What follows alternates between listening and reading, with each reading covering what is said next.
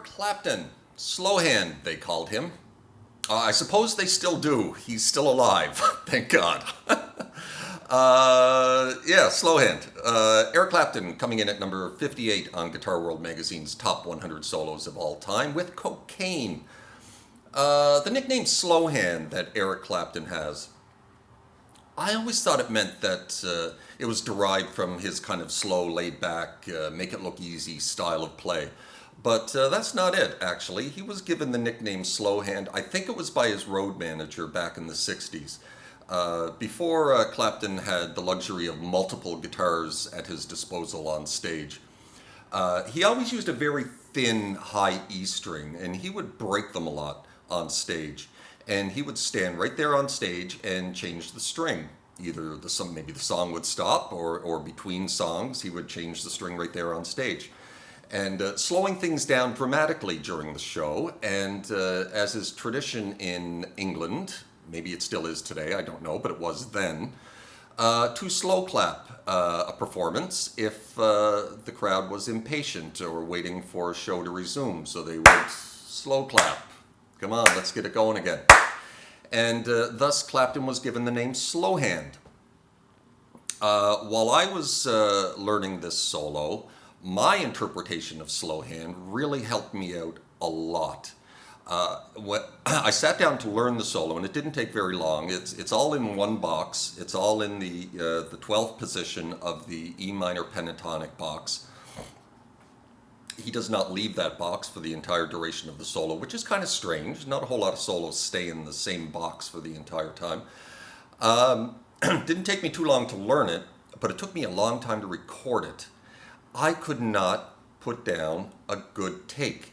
I was playing it correctly, and I was playing it cleanly, but I would play it, and I would think that sounded good, and then I would listen back to it, and it didn't sound right, and I couldn't figure out why.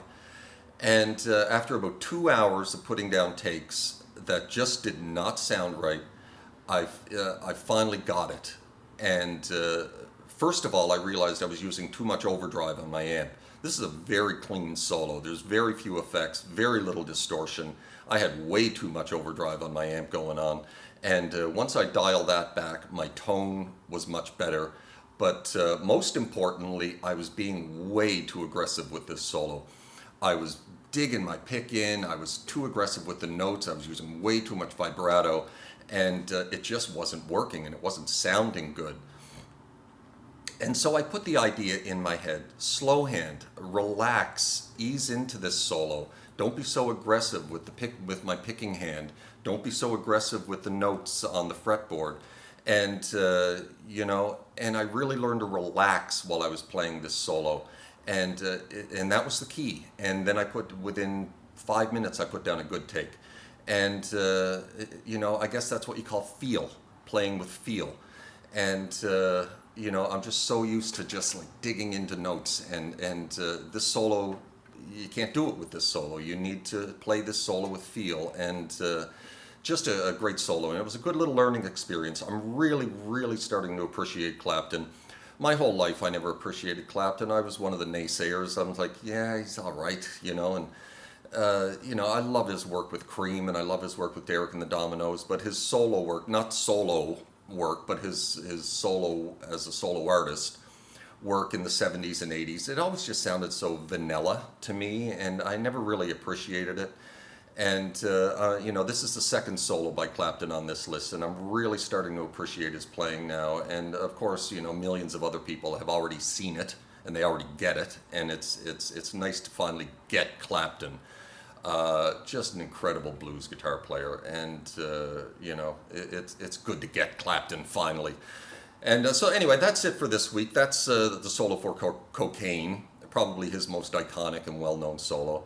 And next week, big change of pace. We're doing some Dimebag and Pantera with Walk. And lots of crazy, interesting stuff going on in that one. Much faster solo than this one. Lots of weird stuff going on. So I'm going to get to work on that later.